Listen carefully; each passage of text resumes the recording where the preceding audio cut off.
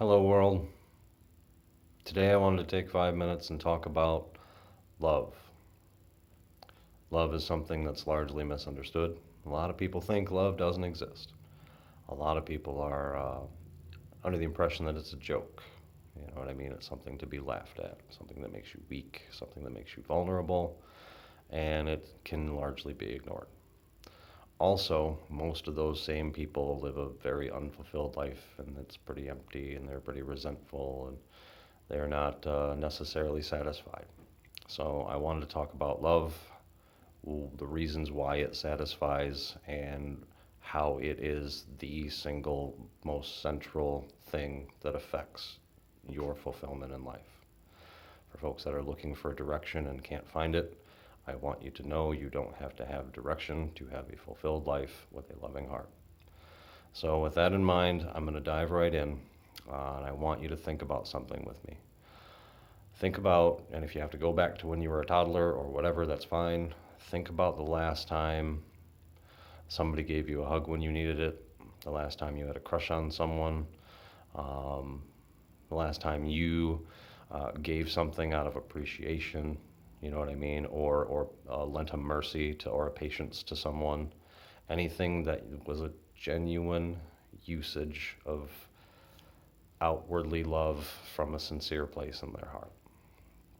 Now, please contrast that with the current state of affairs around you and how you generally see people regarding each other, especially online, which is the best example of how not to do almost everything. But put those two in your mind and see how they weigh against each other and see which one is easier or harder. I'll bet you'll find that neither is, because for every sorrow there's a pain.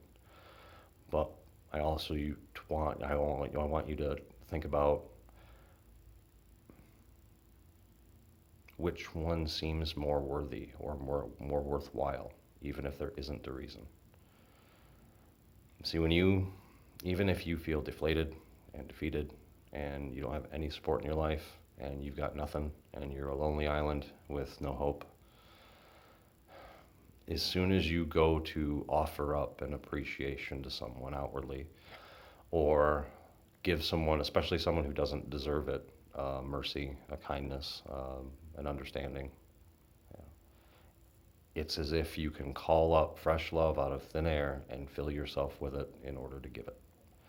Um, as a guy, I can tell you, men of the world don't like the idea of this because it makes them feel weak and vulnerable. And I'll tell you, in your heart, it is a vulnerability. You're being very honest.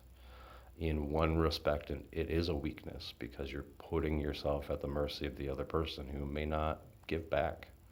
But that's not the point of giving real love. The point of giving real love is in its truest form for people who don't deserve it. It's a mercy out to the world that makes up for a malice, an act of bad. So if you're beat up and beat down and feel real bad, think about the fact that other people's lack of mercy and lack of outwardly love have helped cause that. And I want you to consider whether or not you should be someone who then says, well, I'll show them, or, well, if they're going to do that, I'm going to do this. The only way to make up for what you experience in emotional pain is with an outwardly active love. So sometime this week, I would like you to take 5 minutes. Maybe it's 1 minute, five different days. I don't know, 10 seconds, 60 times. You know what I mean? In a week. But I want you to take 5 minutes this week.